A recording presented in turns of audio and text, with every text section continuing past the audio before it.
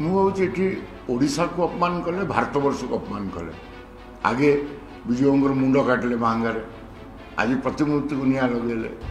एवं विजु जयंती को पालन न करके पंचायत दिवस को कैंसल कले मु कहीं कहली ये गोटे राष्ट्रपति अपमान होची विजुओं को मृत्यु बेले तीन राष्ट्र पताका तांको शरीर उपर थुआई था इंडोनेशिया रशिया इंडिया सी हूँ से जड़े व्यक्ति जे भूमिपुत्र थे जी स्वाधीनता संग्रामी रे कश्मीर को जिते पाकिस्तान आक्रमण बेले कार्पेट बम्बिंग करी सी भारतवर्षर सैन्य मान को फैसिलिटेट कले पशिकी ऑक्युपाइड कश्मीर पर्यंत जावाई तेणु यही व्यक्ति को आज पोड़ीदवा माने भारतवर्षर गोटे इतिहास को पोड़ीदे ओडिशार गोटे गर्व को स्वाभिमान को आम आज पोड़ीदे जो मैंने भी पक्षर अच्छा मुझे मुख्यतः पाटनागढ़ जेहेतु गोटे निर्दिष्ट दल अनेक दिन धरी से प्रतिनिधित्व कर सी आज बहुत उच्च पदवी अच्छा एपर्यंत यदि आम उपमुख्यमंत्री किसी ए विषय मत देइचंती कि नहीं मुझे जानी किंतु तांकर आगे दबार अच्छे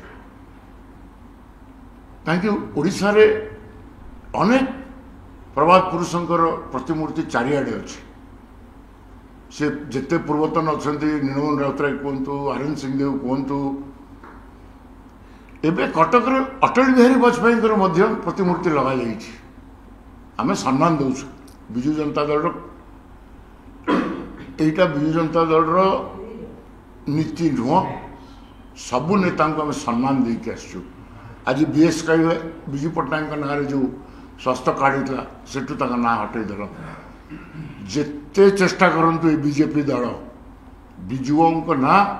ओडिशा रे चिरस्मरणीय रहिबो चिरदिन वंचित होकर राज्य जब जाए अच्छी विजुओं ना से जाए बंचिकी रही मुख्यमंत्री निजे आसी जो पंचायत राज दिवस बंद करागला विजुओं को आम सम्मान दियो से राज्यपाल आसिले विश्वभूषण हरिचंदन कहले विजु बाबू या विजु बाबू से किंतु एक्शन कौन है एक्शन कौन है विजु बाबू होती पंचायत राज दिवस पिता यदि आज त्रयस्तरीय पंचायत दिवस करा महिला 33 भाग सुरक्षित रखा जाता केवल विजु